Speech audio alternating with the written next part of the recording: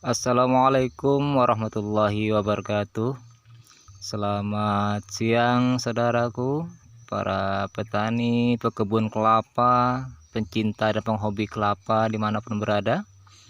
Salam jumpa kembali di channel saya, dan doa kita semua tentunya mudah-mudahan hari ini kembali kita dikasih kesehatan sehingga kita bisa beraktivitas seperti biasanya.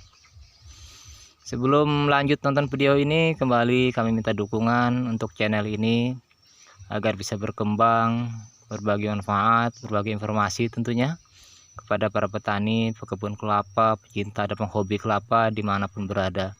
Jangan lupa subscribe, like, serta komentar, bunyikan lonceng notifikasinya agar channel ini bisa berkembang tentunya. Baik saudaraku, para petani, pekebun kelapa dimanapun berada, hari ini kita kembali ke tempat bibit kelapa kita, dan hari ini kita akan berbagi manfaat kembali, memberikan informasi, pengalaman dan ilmu pengetahuan tentang bibit kelapa tentunya. Banyak dari saudara kita, teman-teman kita yang ingin menanam kelapa, cuman dari awal cara pemilihan bibit itu kadang-kadang kurang tepat. Setelah ditanam sekian tahun, bibit kelapa itu masih belum berbuah, dan kembali bertanya kepada kami tentunya, kenapa kelapa saya itu sekian lama tidak berbuah bang? Apakah kurang perawatan atau kurang pupuk dan sebagainya? Tentu kita menanam kelapa memang perlu perawatan, pupuk dan sebagainya, tetapi dari awal kita menanam, memilih bibit itu memang harus bibit yang tepat, yang bagus tentunya. Dan hari ini kita akan kembali menyampaikan kepada teman-teman kita, saudara-saudara kita yang ingin berkebun kelapa tentang bibit yang bagus tentunya. Baik saudaraku, para petani dan berkebun kelapa dimanapun berada, seperti ini bibit kita ini bermacam-macam bibit di sini.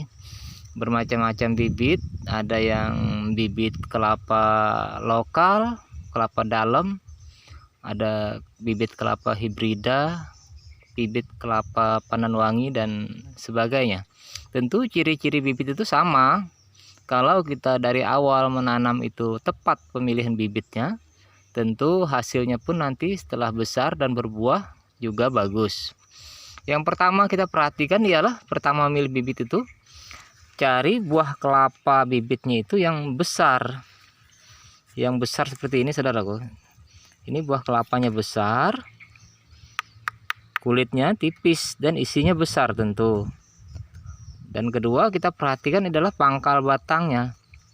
Pangkal batangnya itu kita lihat, kita pilih pangkal batang bibit yang besar. Seperti ini pangkal bibitnya yang besar,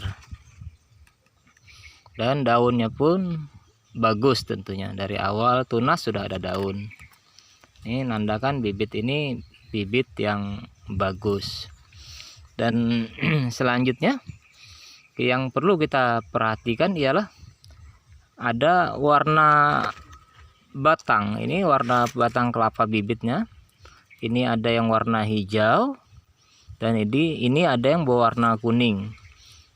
Kalau kita memilih nanti yang berwarna kuning, tentu nanti buah kelapanya itu setelah berbuah ini berwarna kuning. Kuning ke oren-orenan nanti buah kelapanya kalau yang seperti ini. Nah, ini dari pangkal batang, pelepah daun sampai ke atas warnanya kuning ke oren-orenan. Nah, yang selanjutnya yang ini yang warna hijau.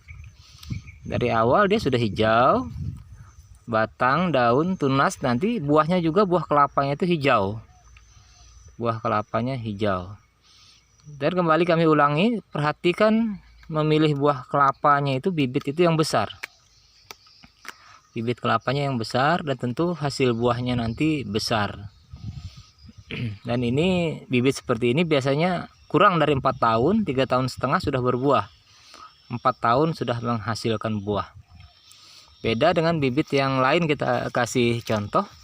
Ini bibit yang kurang bagus karena pangkalnya kecil, dan daun tunas pun dia sudah tidak subur lagi. Seperti itu juga yang bibit yang kurang bagus tentunya.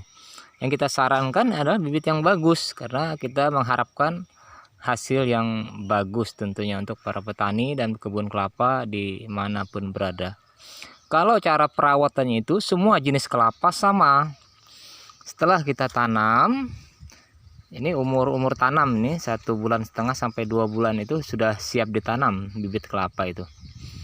Setelah kita tanam, tentu awal tanam itu perlu kapur dan pemupukan di sekitar lubangnya itu, tergantung kondisi tanahnya. Kalau tanahnya tanah keras, tanah kuning, tanah bebatuan, biasanya buah kelapanya ini agak tenggelam sampai ke pangkal sini tanahnya. Tapi kalau tanahnya pasir atau tanah gambut, itu buah kelapanya cukup separuh saja ditanam di tanah, menghindari busuk atau rusak bibit itu sampai akarnya nanti berjalan atau dia bisa tumbuh akar baru dan akar makan tentunya.